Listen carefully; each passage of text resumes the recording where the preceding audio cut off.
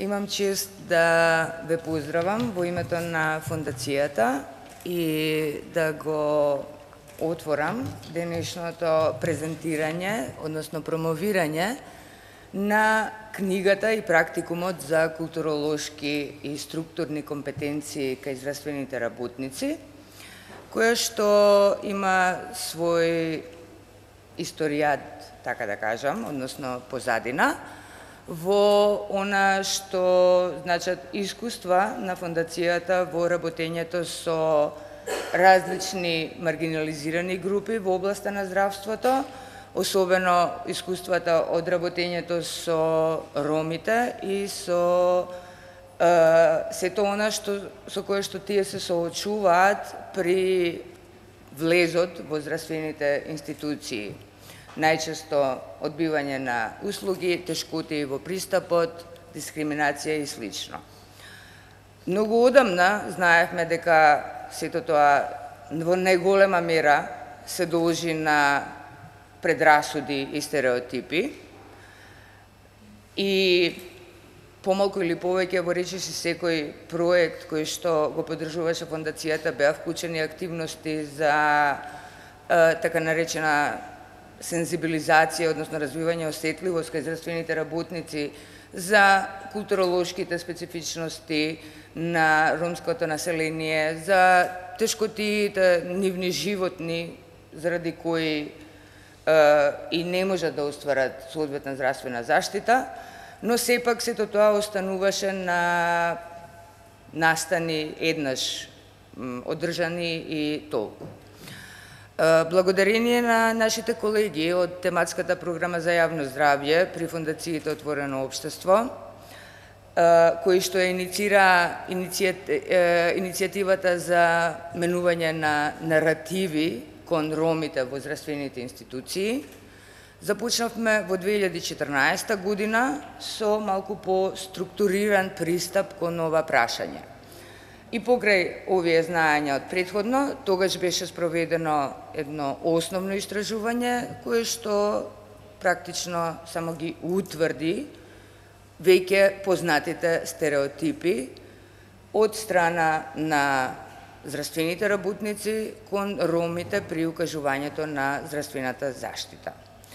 После тоа, од оваа иницијатива, се развија неколку проекти кои што ги спроведуваат на терен граѓански организации и иницијатива на група професори од 4 универзитети во Македонија, односно медицинските факултети во Скопје, Тетово и Штип и Високата медицинска школа од Битола, кои што се авторите практично на оваа книга, за која што се надеваме дека следните генерации на медицински здравствени работници ќе имаат можност уште во текот на студиите да се запознаат со важноста од она што значи културата што ја носи секој пациент што ќе пристапи кон нив, за она што значи обкружувањето во кое што тој човек живее и како тоа влијае на него како човека, потоа како пациент,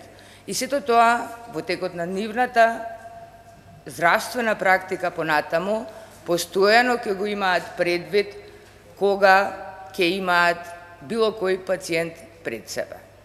Јас нема да должам повеќе, ова е само вовед за мал историјат како дојдовме до ова што денес ќе го представат самите автори. Благодарам. Бред Повели. Многу ви благодарам. Јас доаѓам од одделот за медиуми и наративи при фондацијата Отворено општество во Њу Јорк и ние остваривме голема соработка со фондацијата Отворено општество тука во Македонија. Приказните се многу важни и се есенцијални во нашиот живот и се од големо значење за тоа како го разбираме светот.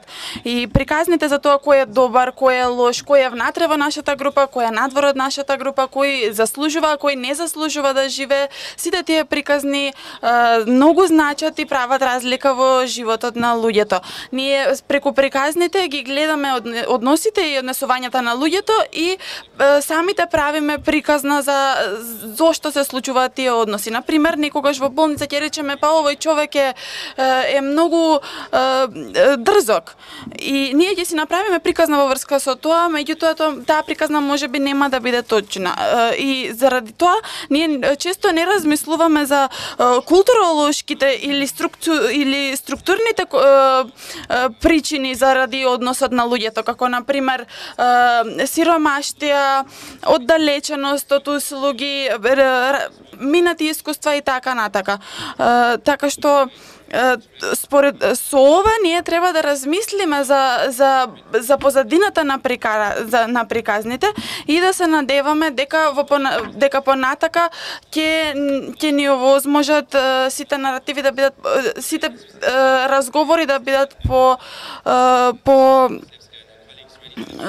и сакавме да подготвиме наставен план и да напишеме книга и навистина се изненадев од тоа колку брзо се тоа се оствари и многу е возбудливо да видам дека ова се остварува, особено заради тоа што имаме соработка со надворешни соработници. И многу исто така се радувам што си го гледам моето име на македонски јазик и многу сум гордна сите тука и сакав само да кажам дека е навистина одлично да се биде тука и да видиме производ во печат, кој што се надевам дека ќе го користиме и дека ќе направи разлика во медицинското образование и во понатамошниот однос на луѓето. Ви благодарам многу.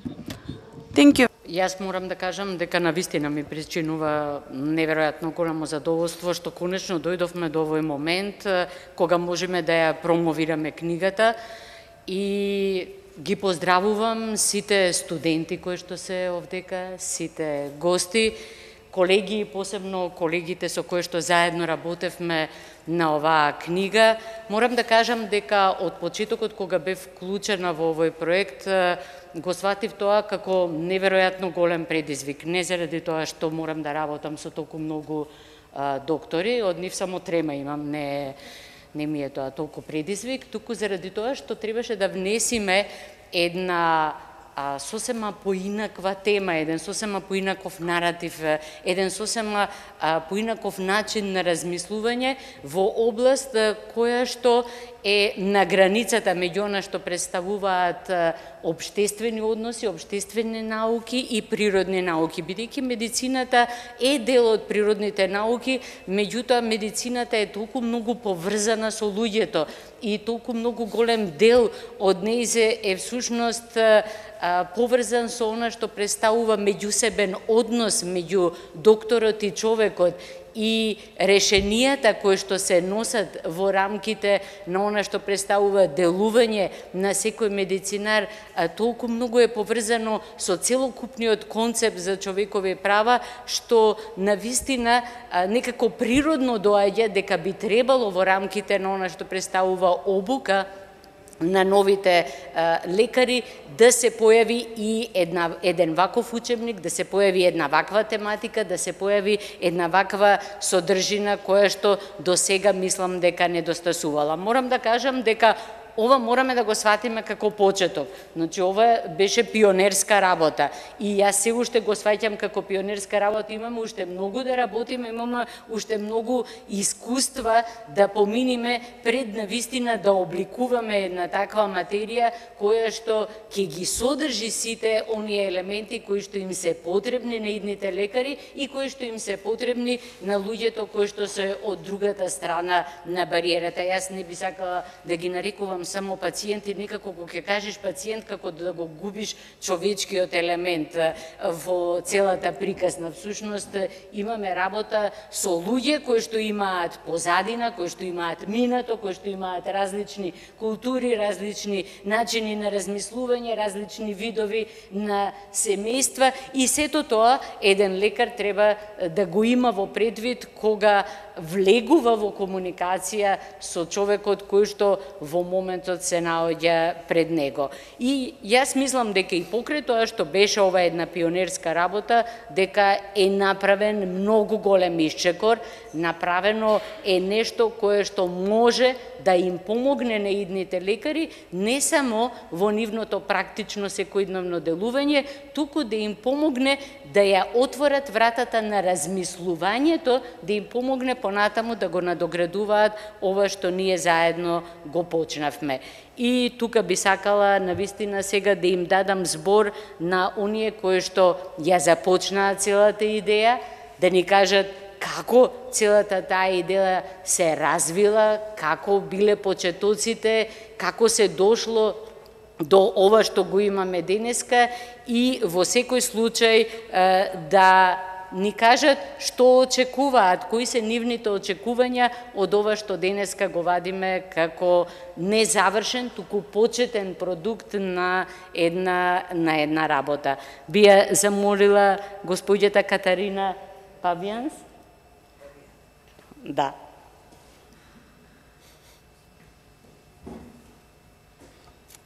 Thank you. Yeah, I would like to start. Би сакала да започнам со тоа што ќе им честитам авторите на книгата, бидејќи е многу неверојатно колку брзо успеавте да завршите толку одлична работа и исто така сметам дека е многу голема коинциденција тоа што ја прославуваме оваа публикација на истиот ден кога се прославува и 25 годишнината на фондацијата, затоа што замислете што би се случило за 25 години кога ќе славиме 50 години од фондацијата и 25 години од публикацијата на оваа книга. И само да ви дадам кратка идеја за тоа како дојдовме до идејата да поддржиме професори кои сакаа да ја создадат оваа книга за културолошки и структурни компетенции на здравствените работници. Нашата работа во програмата за јавно здравје многу често е се однесува на преводот и денес имавме можност да слушнеме за гинекологот во Шуто Ризари кој што не зборува македонски ниту ромски и заради тоа услугите кои што им ги дава на неговите пациенти мора да бидат преведени. Нашата работа е на малку поинакво ниво, бидејќи работиме со лекари кои што го имаат јазичниот капацитет да комуницираат со другите, со нивните пациенти, но сепак имаат други видови проблеми кои што им ја отежнуваат работата, им го отежнуваат слушањето на пациентите и го отежнуваат процесот на тоа што пациентите сакаат да го споделат со лекарот. И се надеваме дека со поддржување на културолошките и структурните компетенции на здравствените работници за студентите на медицина во Скопје, Битола и Штип, со цел да се воспостави оваа комуникација помеѓу идните лекари и нивните пациенти и истата таа да биде поуспешна. Сега точно го кажав името. И јас многу мразам кога ми го грешат моето име. И многу се извинувам. Сега би ја замолила професорката Елена Ќосевска од Институтот за јавно здравје, која што е една од оние професори кои што беа мотор на целиот тим и благодарение на чија што упорност и присутност цело време, всушност мислам дека успеавме да ги избуткаме сите работи до крај и покрај многу премрежи и покрај многу пречки на кои што не идовме на тој пат. Повелете. Благодарам. Пред се, на почетокот, навистина големо задоволство ми е да искажам дека присуствував и на промоцијата на 25 годишниот јубилеј кога се отвораше овој месец на прослави по повод работењето на Фондацијата Отворено општество во Македонија, но тоа не ќе беше можно доколку тимот не се состоеше од вредни, искусни и стручни лица. Дел од тој тим на Фондацијата во Македонија е и господјата Сузана Велковска, Александар Марковски, кои што и Ивона Сталевска, кои што беа наши соработници во целиот овој процес, но се надевам и понатаму во натамошниот период ќе соработуваме. Првенствено морам да кажам дека работејќи во Институтот за јавно здравје, каде што се анализира здравствената состојба на населението во целина, но и особено вулнерабилните групи во кои што спаѓа и ромското население во Македонија, тоа беше некако за мене голема грижа, зошто да во нашето општество имаме разлики во здравствениот статус на граѓаните и тоа да биде една од причините етничката припадност. Исто така бев доста загрижена и за тоа дека податоците кои што ги собираме на редовна основа, меѓутоа и преку истражувањата, покажуваа дека постои дискриминација во односот на здравствените работници према граѓаните од ромската етничка припадност и тоа навистина за мене беше еден голем поттик да повеќе работиме на подобрување на здравјето на ромите во нашата држава, бидејќи свесна бев дека ако работиме повеќе на унапредување на социјалните, економските и здравствените аспекти на ромското население, тие ќе живеат во подобри услови, ќе бидат вработени, ќе бидат поздрави, а со тоа и нашите здравствени индикатори и севкупните индикатори во државата ќе бидат подобри. Така да од една ситуација на загриженост решив да бидам проактивна и да направиме промени. Свесни сме дека промените не доаѓаат преку ноќ, дека тоа треба долго време да се работи, со акција, со партиципација на многу чинители од општеството.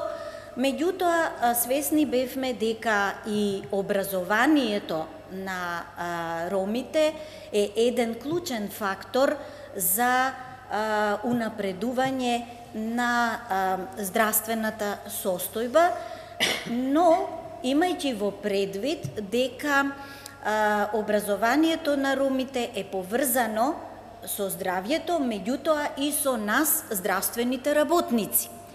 И тоа беше уште еден мотив да превземиме акција, да прифатиме поддршката на Фондацијата Отворено општество и од Њујорк, и од Будимпешта, и од Македонија, да работиме на промени. При тоа, идејата беше на тој прв проект да направиме апдейтирање на наставните програми на медицинските факултети во Скопје, Штип, Битола, Високата медицинска школа и во Тетово, со тоа што беше период на акредитација на наставните програми и сметавме дека е моментот да се направи обновување на наставната програма со вакви содржини. Во таа активност многу ни помогна обуките, кои што тимот на професори, кои што се состои од професор доктор Весна Велич Стефановска од катедрата за епидемиологија и медицинска биостатистика при Медицински факултет Скопје, професорката доктор Љубица Георгиевска Исмаил, експерт кардиолог, професор на исто така медицинскиот факултет во Скопје, понатаму професор доктор Моме Спасовски, специјалист по социјална медицина од медицинскиот факултет Скопје и мој колега од катедрата, понатаму професор доктор Цена Димова, која што доаѓа од факултетот медицински универзитет, всушност во универзитетот Гоце Делчев, и секако нашите колешки, професор доктор Ленче Мирчевска од Високата медицинска школа од Битола и директорката, која што исто така ни беше посебно чест да биде дел од тимот, професор доктор Домника Рајчановска. И секако од Тетовскиот универзитет, професор доктор Азис Положани, кој што потоа напушти и сега е, знаете, можеби сите, дека е ректор на Универзитетот Мајка Тереза во Скопје. Меѓутоа, и покрај тоа што напушти во Тетово, тој оваа програма ќе ја воспостави на новиот универзитет. Така да процесот, значи, започна со подготовка на наставната програма, на курикулумот за предметот културолошки и структурни компетенции, и можам да кажам дека на сите универзитети е акредитирана таа програма, значи во сите три всушност универзитети, а во Мајка Тереза ќе биде во постапка. Од друга страна, можам исто да се пофалам дека како изборен предмет е вграден не само на додипломските студии, туку на медицина и на стоматологија, туку и на постдипломските студии по јавно здравство на нашиот медицински факултет, но исто така и на докторските студии, односно третиот циклус на студии по јавно здравство. Што значи, се надевавме дека ќе успееме само на додипломските, меѓутоа ние успеавме и на постдипломските и на докторските студии по јавно здравство, а исто така и на специјалистичките студии во Високата медицинска школа. Што значи да навистина го поставивме како основа предметот културолошки и структурни компетенции како изборен предмет, и веќе морам да кажам дека јас веќе го имав првиот студент на школата по јавно здравство, кој што го избра предметот, беше на конференцијата са утрово, а исто така и професорката Домника веќе имала 4 студенти кои што го избрале овој предмет. И сега нормално дека наставната програма мора да биде поддржана од учебни помагала, така да од тука произлезе и потребата да направиме учебник, односно книга, која што може да се користи и од студентите на медицинските науки, но исто така и од здравствените работници. Уште би сакала накратко да кажам што е содржината на учебникот, и согласно на тоа направен е и практикумот, а практикумот содржи всушност прашања од поделните поглавја во книгата за да се провери знаењето на студентите стекнато од теоретската настава. Имено, учебникот има 88 страници, во кои што се сместени 10 поглавја, и тоа јас поред би ги кажала. Прво е вовед во концептот на човековите права и основни слободи, правото на здравје како човеково право, еднаквост, недискриминација и почитување на различноста во остварувањето на правото на здравје, правото на здравје на припадниците на ранливите групи, етички аспекти на медицинските истражувања врз луѓето, културолошки компетенции, вовед во наративната медицина, структурни компетенции, културолошки и структурни аспекти на остварувањето на правото на здравје во и од ромската популација во Република Македонија и последното 10-то поглавје се однесува за јавното здравство и здравствениот систем во унапредување на културолошките и структурните компетенции на здравствените работници. Акцентот е ставен на човековите права, на основниот концепт на човековите права, на основните принципи и стандарди, на основните поими за еднаквост, универзалност, слобода, недискриминација, но исто така и препознавање и имплементација на културолошките компетенции и структуралните компетенции, а сето тоа преку примена на техниките за слушање, играње на туѓа улога, акција, кампањи и друг вид на креативни работилници, преку кои што со долгорочно, со континуирана работа, ќе се прават промени во однесувањето на здравствените работници и соработници кон граѓаните воопшто, а и секако со посебен аспект на ромското население, познавајќи ги културите, традициите, навиките, обичаите, но исто така познавајќи ги и општествените односи, регулативата кои што спаѓаат во делот на структурните компетенции на здравствените работници. Јас со ова би завршила, едино сакам уште една пофалба да си кажам, тоа ми го дозволи Сузе и Александар, да кажам дека ние имавме минатата година летна школа со студенти на медицина и драго ми е што дел од нив ги гледам во аудиториумот, може би во дискусијата ќе ги испровоцираме да ги искажат своите видувања и да кажат дали оваа тема има перспектива во иднина.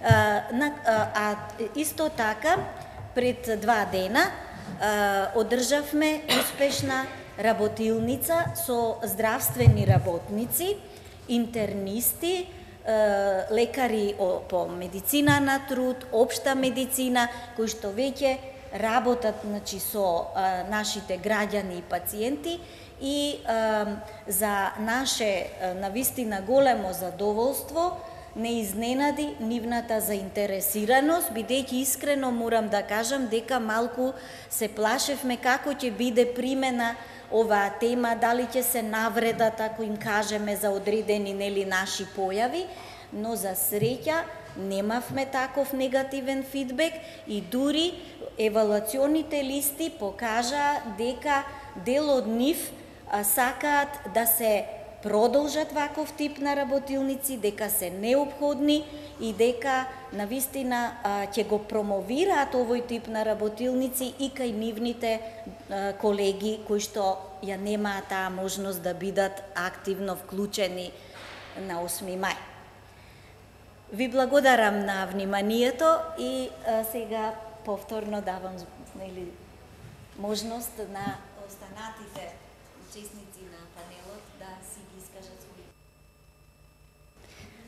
Благодарам многу, доктор Елена, благодарам многу за представувањето на книгата, тоест на учебникот, за многу оптимистичките тонови во тоа како може да се употреби и првите искуства кои што ги имате со тоа. Пред да и дадам збор на професор доктор Весна Велич, јас би сакала само да спомнам дека покрај овие имиња кои што беа спомнати како автори на книгата, има уште еден колективен автор на оваа книга, а тоа се студентите на медицинскиот факултет.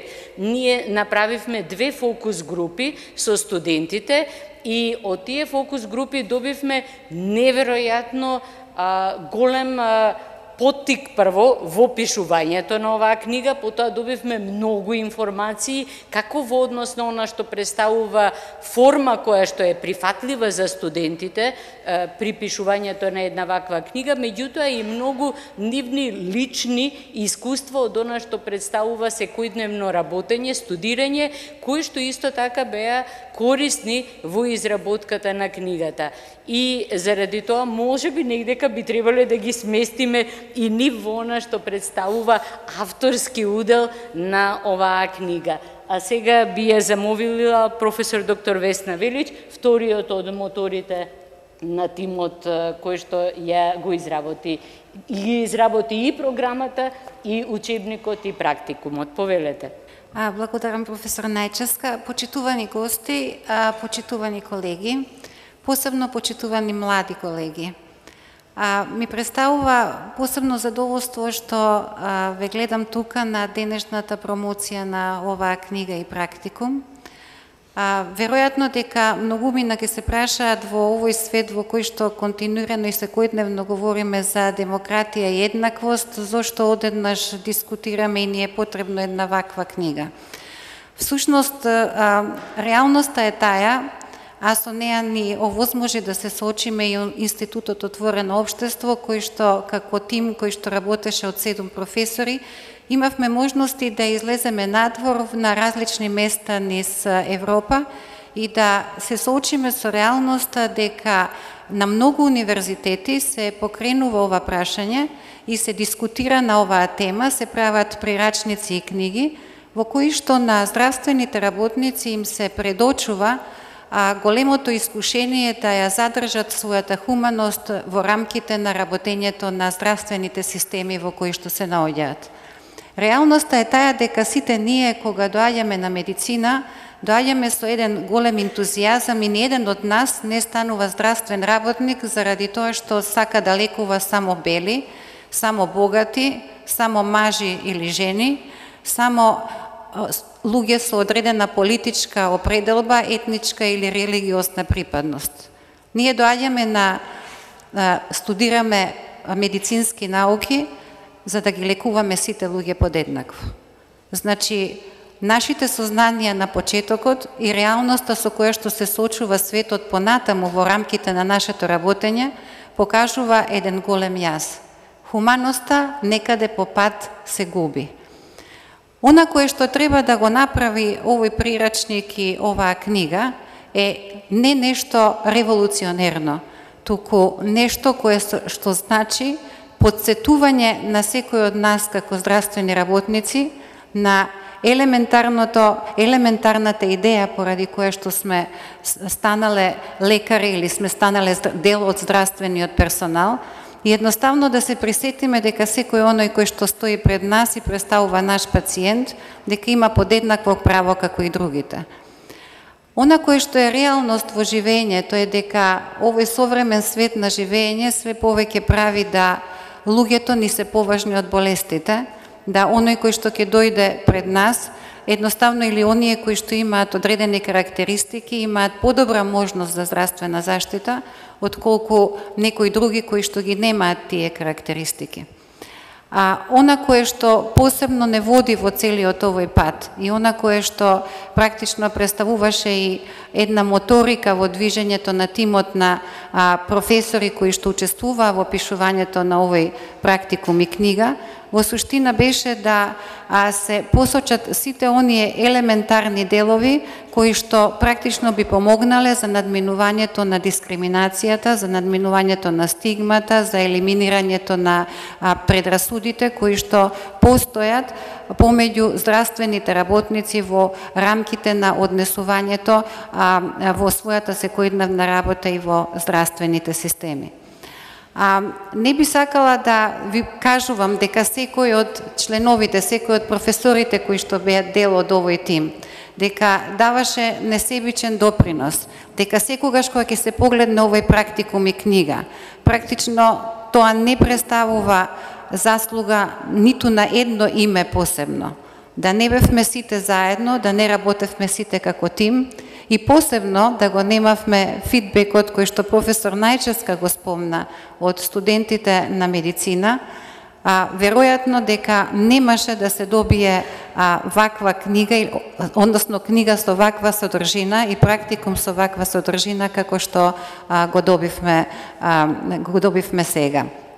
Се разбира дека во понатамошното работење, она кое што секогаш би требало да го имаме на ум е дека маргинализирана група не е секогаш една иста група. Дека иако можеме веднаш, размислувајќи, да посочиме низа на маргинализирани групи, никогаш не можеме да предвидиме дали еден ден некој нас, нашите блиски или нашите сакани, нема да ги стави во категорија на маргинализирана група.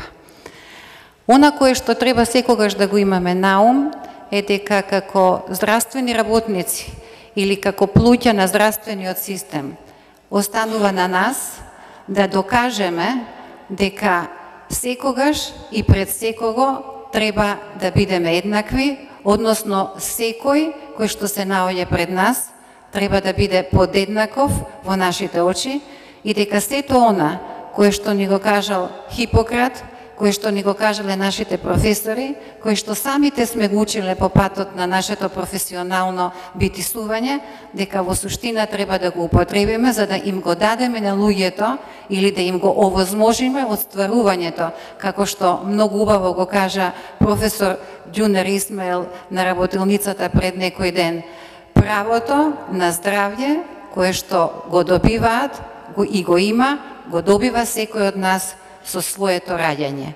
Не како право дека некој ни го дал, туку како право кое што е наше, собствено, затоа што постоиме на оваа планета Земја.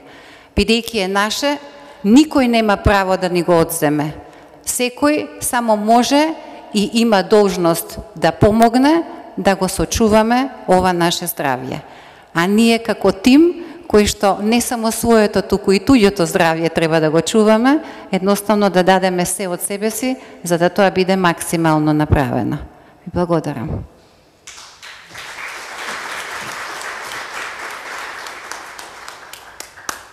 Благодарам многу, доктор Весна, благодарам многу што не подсетивте на тие идеалите што некогаш се губат попатно, додека се студира или додека се влегува во праксата. И тука, навистина, би сакала да напоменам дека едно од најубавите искуства што ми беше при работењето на овој учебник и со професорите кои што беа вклучени и со студентите како оној колективен автор, всушност беше нивната способност да ги воочат проблемите. Значи, не е лесно да се воочи нешто кое што го правиш некогаш самиот затоа што си влегол во некој шеми, затоа што си влегол во некој вообичаени канали.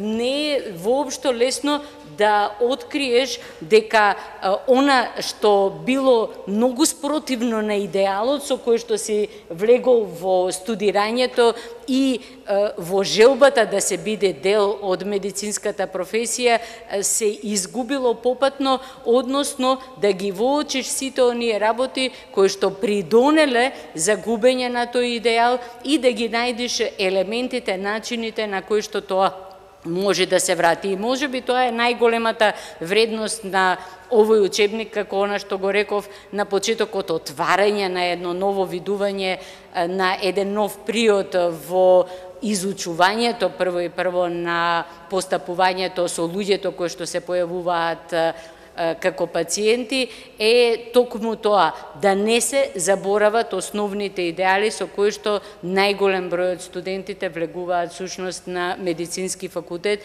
цело време да има нешто кое што ќе ги враќа на нив и кое што ќе ги подсетува. И јас се надевам дека нема да славиме 25 години од оваа книга, дека во меѓувреме ќе бидат изработени многу нови книги кои што на уште подобар начин и уште понапред ќе отидат во она што представуваат предизвици на поврзување на концептот на човековите права, почитувањето на различноста со она што представува лекување и односи меѓу докторите и луѓето кои што доаѓаат пред нив со своите проблеми. Сега мислам дека имаме време за дискусија, за ваши видувања на оваа тема, за евентуални прашања, ставови, мислења, па и несогласувања, евентуално со она што овдека сега го промовираме. Повелете. Дали може да предложам професорките, останати кои што се дел од тимот, да искажат своји видувања, може би некои интересни случаи во текот на подготовка на темите, дали би сакале, еве, повелете.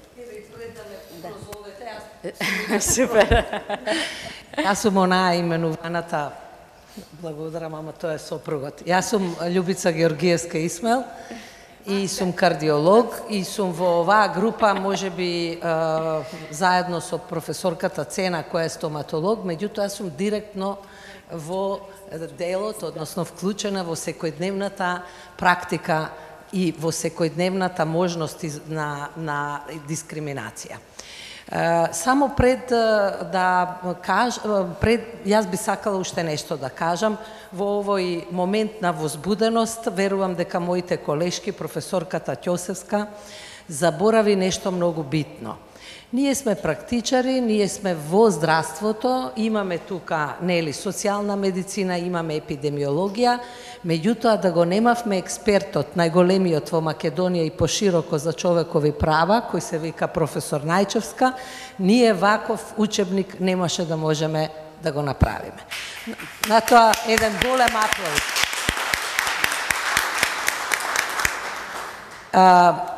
Навистина ни беше чест, јас во името на сите кажувам, мене посебно ми беше чест, што покрај моето име како уредник стои нејзиното име, затоа што е тоа гарантот дека овој учебник ги поминал сите можни рецензии за тоа дека е навистина учебник за кој што ќе ги, да речам, ќе ги промовира човековите права, односно ќе спречи или појава на дискриминација во здравството.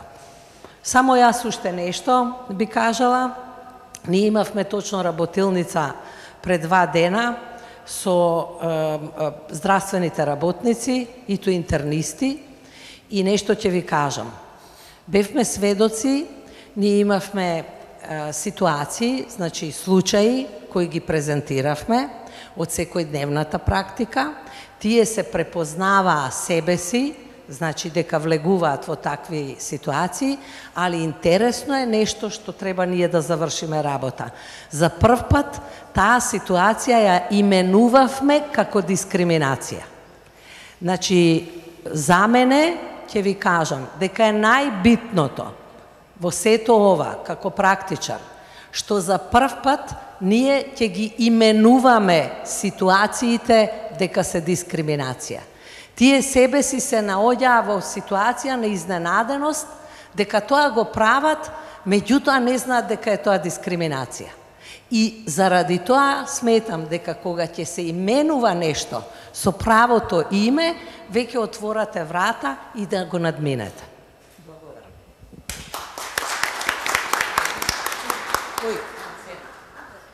Благодарам многу. Јас сепак тие кредити не би ги зела толку многу, заради тоа што јас само ја давав рамката на она што професорите по медицина го правеа. Повелете уште една членка на тимот? Да. Добар ден на сите. Цена Димова, така? Јас сум професор доктор Цена Димова и можам да кажам пред се дека сум најмлада по звање во овај тим и ми беше особена чест и гордост и задоволство да соработувам, односно да учам од овој тим.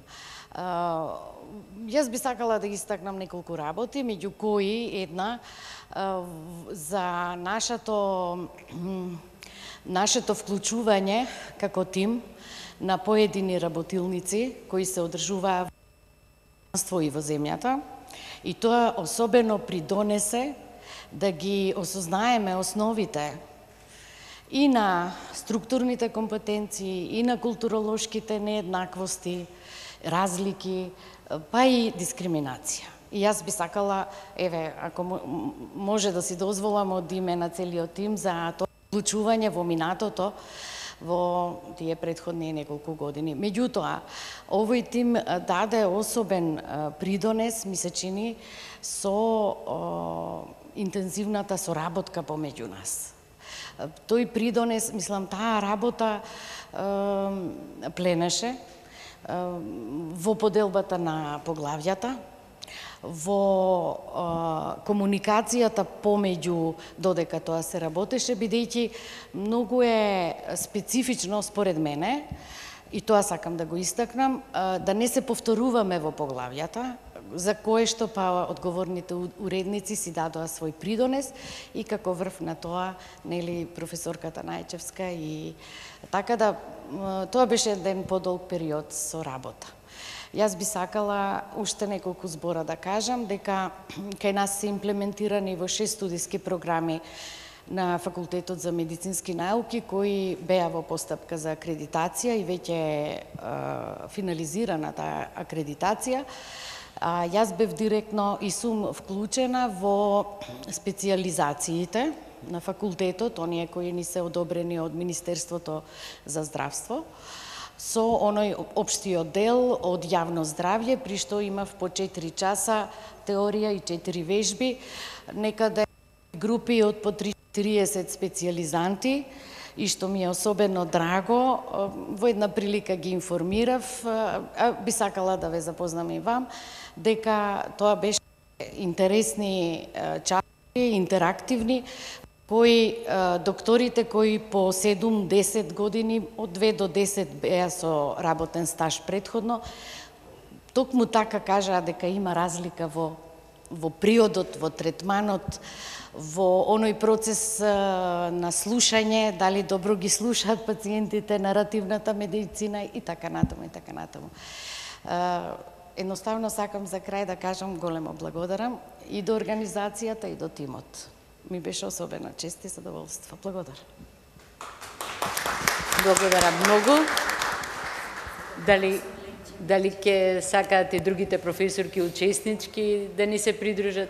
Благодарам многу. Јас сум професор доктор Ленче Мирчевска, иначе предавав професор во Високата медицинска школа во Битола.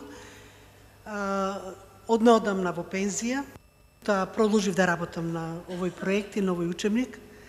Нашата специјалност социјална медицина повеќе се грижи за превентивата, односно како да се спречи да не дојде болест, повеќе за тоа, и од поширок аспект го гледа човековото здравје, и затоа кога ми понудија да бидам дел од тимот, прифатив и ми беше предизвик да трагам по други институции, универзитети и така натаму, да видам што е содржината на овој предмет, зашто и се надевам дека на сите во тимот, на сите професори од почеток ни беше и нас непозната оваа работа. Меѓутоа, пребарувајќи како другите го решиле, решиле да направат еден ваков проект, еден ваков курикулум, не натери нас да размислиме како ние би дошле, имајќи го предвид нашите услови на работа на здравството, нашиот систем на здравствена заштита и така натаму. Од почеток, значи, кога почнавме да го работиме проектот, курикулумот, нормално дека имавме различни ставови околу одредени прашања, меѓутоа секогаш како добар тим наоѓавме заеднички размислување и секогаш доаѓавме до заедничко решение како одредена работа треба да направиме.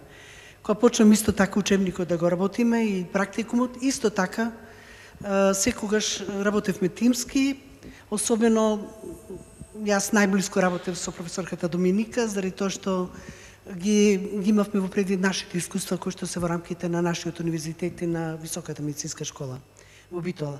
Значи, се предводевме од тоа која ни е целта да дојдеме до крај, односно да го финишираме овој материјал. А целта беше да младите студенти, уште за време на едукацијата, научат како треба да размислуваат во однос на прифаќањето на пациентите. Заради тоа што кога ќе станат веќе лекари, мислат дека тие се над пациентот и дека може да се однесуваат како што сакаат, односно ставот на голем број на лекари е да се гледа пациентот од сосема друг аспект, значи да се прегледа, да се измери притисок, со слушалки, аускултација да се направи, да се даде терапија и со тоа да заврши работата околу пациентот.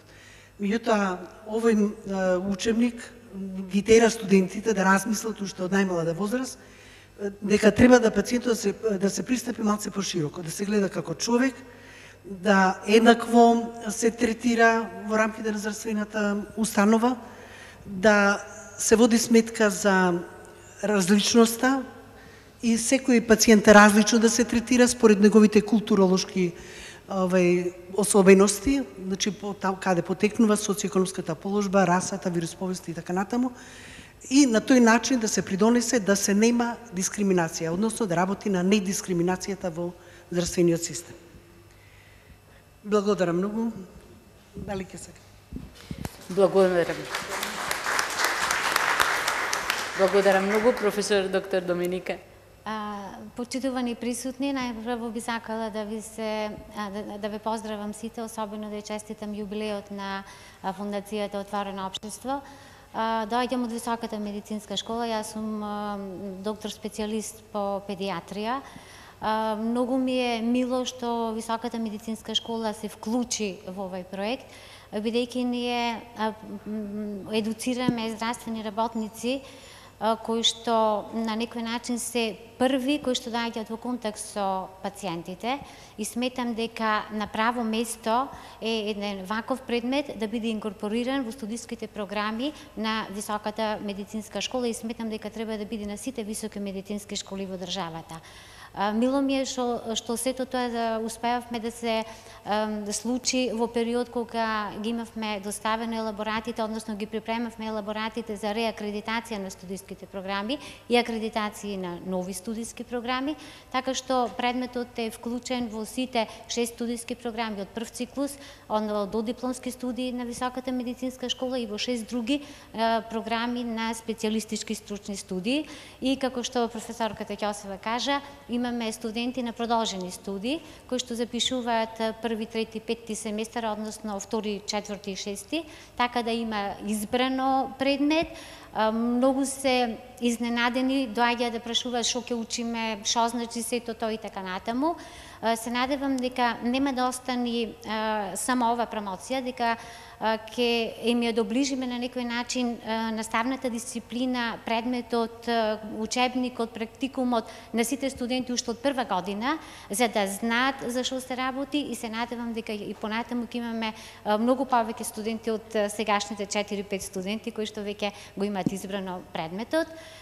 Уште еднаш би сакала да се заблагодарам што ме примивте во тимот кој што го изработил во учебник, да се заблагодарам на сите и навистина ми беше чест и задоволство. Благодарам. Благодарам многу.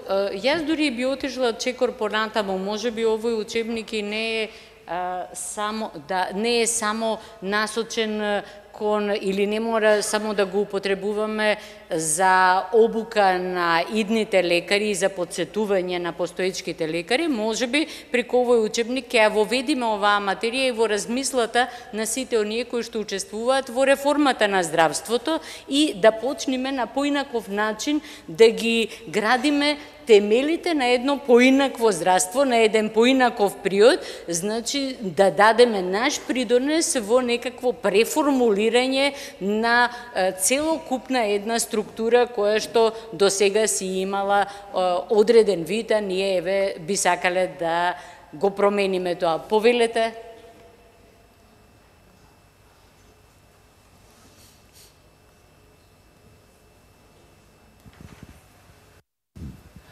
Hello. One question from Mr. Brett Davidson. Имаме едно прашање за Брет Дейвисон.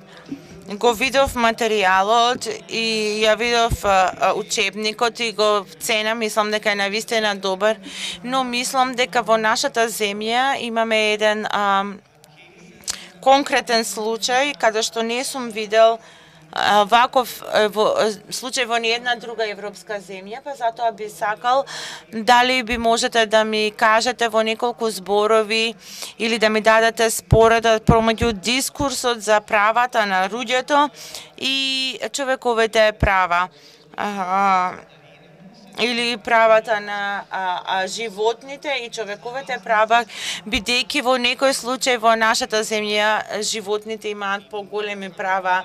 Например, постои едно комбе кое што секоја вечер им разнесува храна на уличните кучиња и мачки, но нема такво комбе што разнесува храна за ромите, посебно за децата. Многу од нив умираат од глад и бидејќи немаат доволно протеини во нивната диета.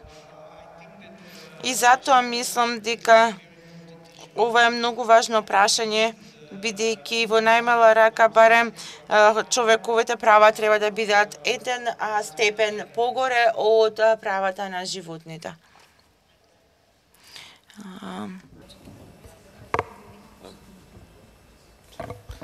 Yes, I mean, I just can say.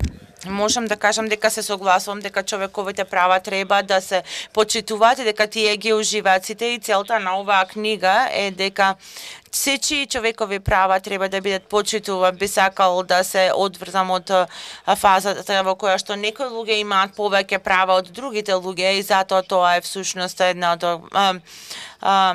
главната цел на голем број на здравствени системи ширум светот. Се извинувам, не можам да го слушнам, не зборува во микрофон.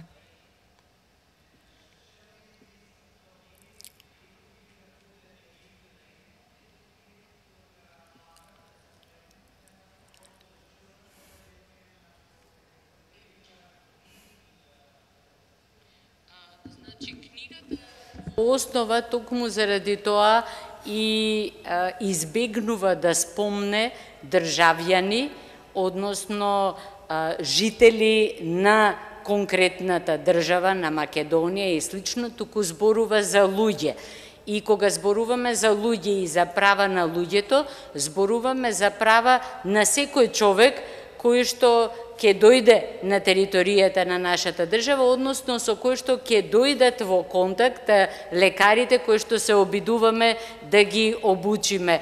И автоматски не размислуваме низ перспективата на тоа дали тие луѓе се легално на оваа територија, дали имаат вакви или онакви документи. Значи, недискриминацијата е апсолутна, независно од било која објективна или субјективна карактеристика на тој човек. И токму тоа се обидуваме да го промовираме како идеја со содржина во книгата и со овој пристап кон недискриминацијата даден во книгата.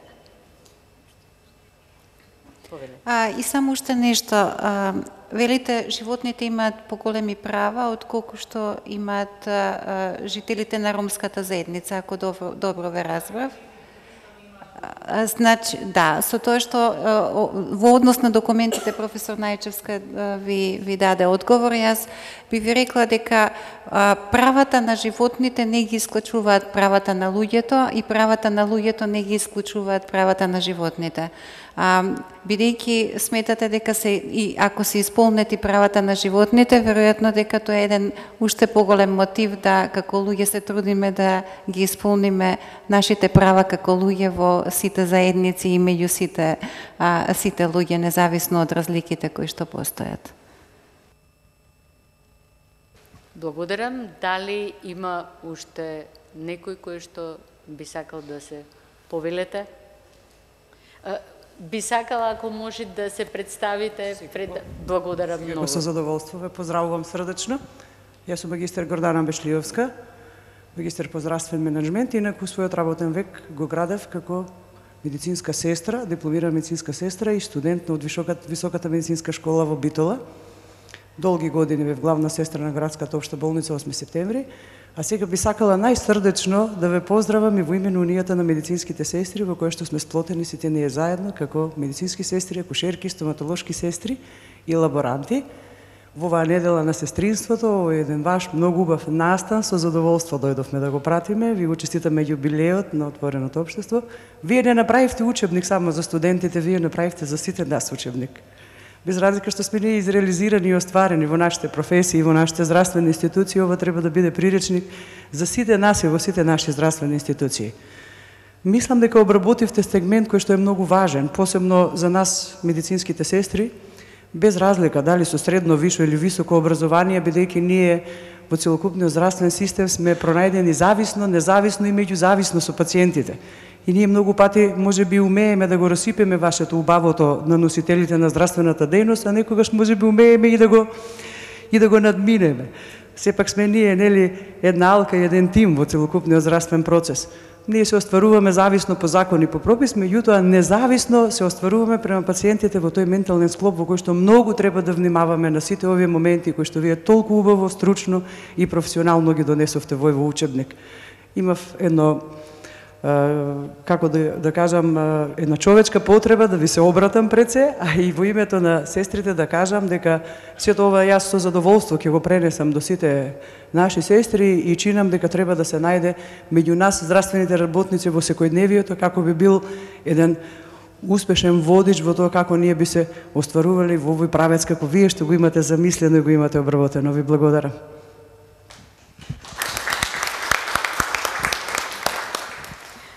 Благодарам многу и навистина сестрите и болничарите и сето она помошно што го викаат особје во медицинската процедура никогаш се навистина дури и многу поважни во она што представува третман на пациентот, тоест на човекот кој што се појавува како пациент и посебно многу големо значење имаат во неговото заздравување. Секој од нас тоа го знае од лично искуство. Благодарам многу. Дали има уште некој? Дали некој од студентите сака да не искритикува? Повелете. Ја од студентите очекувам критика сега. Пред се ви благодарам, не е критика. Именно јас сум студент на медицина, тука во Скопје. Сакав да ве прашам, постојат луѓе, по-конкретно здравствени работници, кои што имаат по-радикални размислувања околу ставовите кои што вие ги имате опишано во книгата. Како со тие луѓе кои што не ги прифаќаат концептите за дека сите сме еднакви, дека иако тоа не е во ред во секој случај од страна на здравствени работници? Благодарам многу за прашањето. Прво, тие луѓе не паднале од небо, така? Значи, ние сме ги изградиле.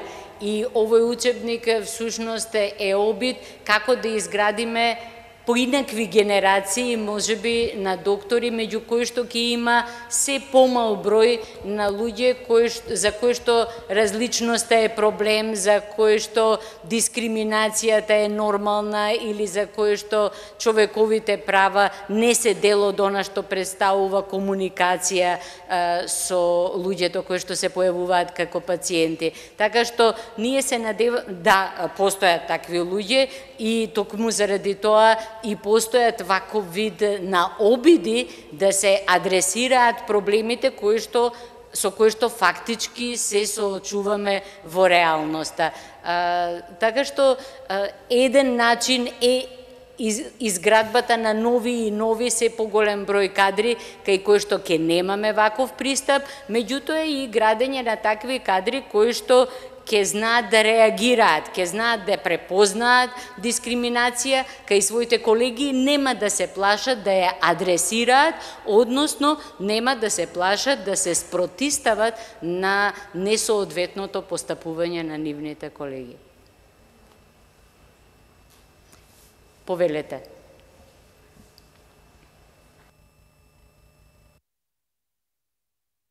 Со голем респект и почит, јас сум Рамче Мустафа. виш санитарен техничар, дипломиран на Белградскиот универзитет 1980 година. Инаку со степно од доктор Панче Караѓозеф. Со работно искуство во превентивната медицина, во општествената исхрана на рудници и железарници, Скопје, санитарен контролор. Учебников кој практично јас би го нарекол охуманизирање на хуманата струка, затоа што претежно и основа на медицината како наука е хуманоста и контактот со луѓето. И тука во ова време, мислам дека учебникот е во многу погодно време, кога се појавуваат и некој припадник на ромската етнос, и во време на, јас го нарекувам неокапитализам, затоа што со трансекцијата тоа е еден друг политички систем, во кој што растев јас и студирав и работев. Па во сегашните нови услови на стопанисување, формирањето на новите капиталисти и таа експанзија на материализам го губи она основното хуманиот однос на човекот кон човекот. И овој учебник се појавува во право време за да направи еден радикален пресврт во мислењето барем на хуманите луѓе. Значи, луѓето кои што се определиле за професија на човек со човек. Економистите, односот на материјата, парите и бизнисот се веќе во друг дел, каде што математиката ја нема таа хуманост, во тој дел тоа се бројки. Статистиката е броење на бројките, но медицината во сите своји области е директниот контакт на човекот со човек и хуманистички однос кон луѓето. Како категорија, ромската етнос е одбрана како во дадениве ситуации, во овие услови кои што се, но со уставна категорија определено на права и како членови на оваа заедница и на оваа држава, но е проектот кој што е во право време донесен е за навраќање на корените на оној што се определил да стане медицинар, прво со средното медицинско школо, не отишол во гимназија и Димитар Влахов, него во доктор Панче Караѓозеф е навраќање на таа прва идеја и после тоа веќе со надградбата, со медицинскиот факултет, со постдипломските студии, која е книга, учебник, кој што е за многу поширока публика, како таква, но конкретен учебник за луѓе кои што работат со луѓе. Благодарам многу. Благодарам многу. Благодарам многу. Повелете.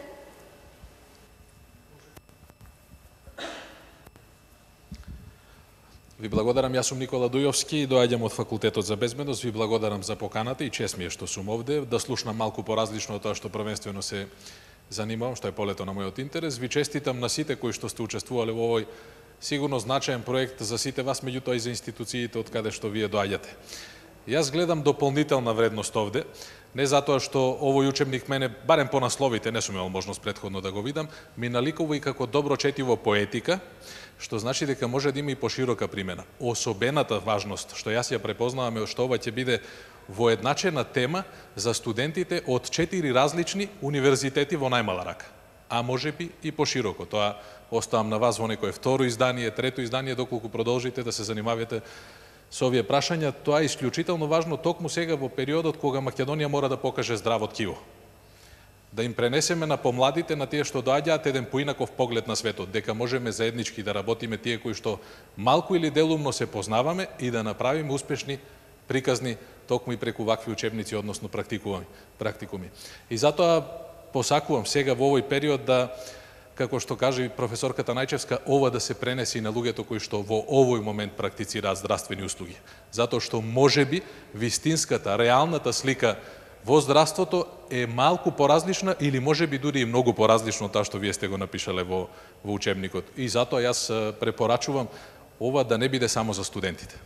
Одим и чекор понатаму, да можат лекарите на симпозиумите кои што ги имаат да слушнат, ако ништо повеќе, барем да имаат прилика да го видат и да го прочитаат ова што вие сте го напишале. Ви честитам уште еднаш и ви посакувам уште многу вакви успеси. Благодарам многу. Доколку нема уште некој кој што би сакал да каже нешто, јас се надевам дека за некоја година ќе се сретниме повторно и тогаш ќе можеме да ги сумираме резултатите од примената на учебникот и тогаш ќе можеме да ги слушниме вистинските критики на она што сме го пропуштили или што не сме го направиле како што треба и ќе можеме заеднички да направиме нешто уште подобро за тие нови генерации кои што ќе ни дојдат понатаму. Благодарам многу.